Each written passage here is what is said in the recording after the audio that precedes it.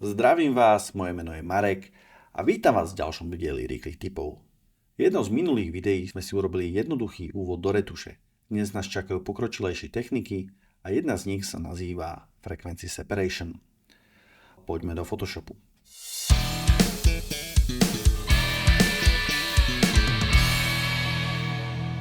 Vo Photoshope máme fotku, ktorú už poznáme z minulého videa.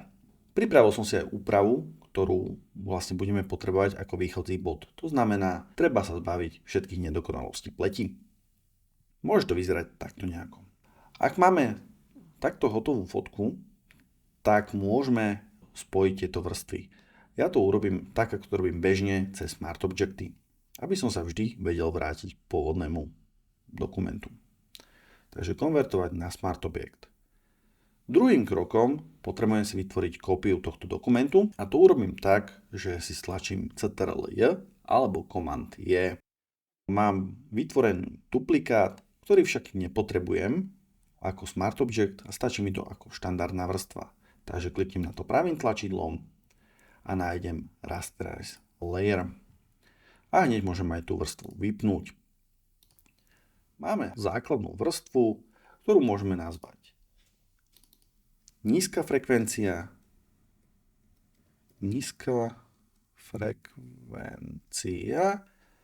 a tu máme hornú vrstvu, ktorú nazveme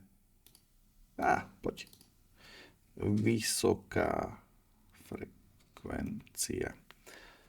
Funguje to tak, že nízka frekvencia nám bude obsahovať iba farby a vysoká frekvencia bude obsahovať všetky linky a kontúry. Takže, čo spravíme? Ako prvé, pôjdeme do filtrov, zvolíme si Blur, Gaussian Blur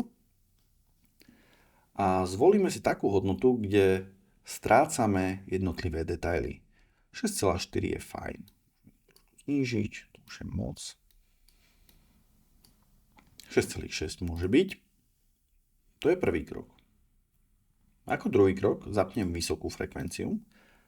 A na tejto vysokej frekvencii pôjdem do Image, Apply Image, zvolím si vrstvu nízka frekvencia, zvolím si Blending Subtract, Scale 2, Offset 128, čo by mala byť vlastne neutrálna siva. Ak kliknem na OK, tak mám iba vyseparované všetky línie tohto obrázku. Čo môžem ďalej spraviť, je ísť sem do tohto menu, vybrať Blending Option na Linear Light. Teraz, čo vidíme, je vlastne prelínanie týchto dvoch obrázkov, kde nízke frekvencie sú farby, keď vypnem iba hornú frekvenciu, a vysoké frekvencie sú kontúry. Spolu nám to tvorí obrázok. Ideme urobiť retuš tváre. Klikneme si na nízku frekvenciu a dáme vytvoriť novú vrstvu. Hornú frekvenciu si môžeme vypnúť. Ďalej, čo budeme potrebovať, je štetec. Štetec si zvolíme tu vytiahnutý Mixer Brush Tool. Štandardne sa nachádza pod brushmi, len ako ho často využívam, tak som si ho dal pod brushe. Zvolíme si menšiu veľkosť, nastavíme si ho plus minus takto, aby nám neťahalo farbu z obrázku, aby sa vždy vyčistil a čo nesmieme zabnúť, Sample All Layers, preto sme si aj vypli tú vysokú frekvenciu. Toto si môžeme posunúť na okraj a môžeme začať kresliť. Čo vlastne tento Mixer Brush Tool robí, je, že nám premiešava jednotlivé farby.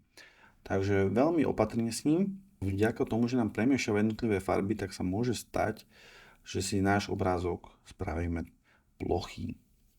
To vypadá tak veľmi zrýchlika spravím. Takto nejako.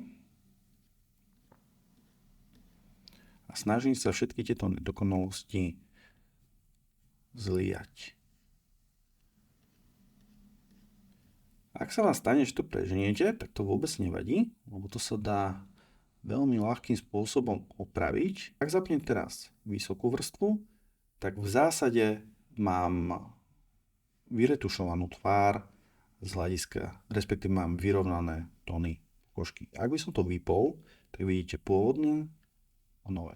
Ak by sa vám stalo, že je príliš plochá, tak stačí znížiť opacity na nejakých 78%, kde nám bude presvítať už pôvodné svetla z fotky. Ak sme spokojní, môžeme to nechať tak, ak sme nespokojní, môžeme pokračovať ďalej. To je pre tento diel rýchlych tipov všetko. Ďakujem vám, že ste sa to pozerali až sem. Budem rád, ak mi dáte like, prípadne odber a vidíme sa pri ďalších rýchlych tipoch. Majte sa.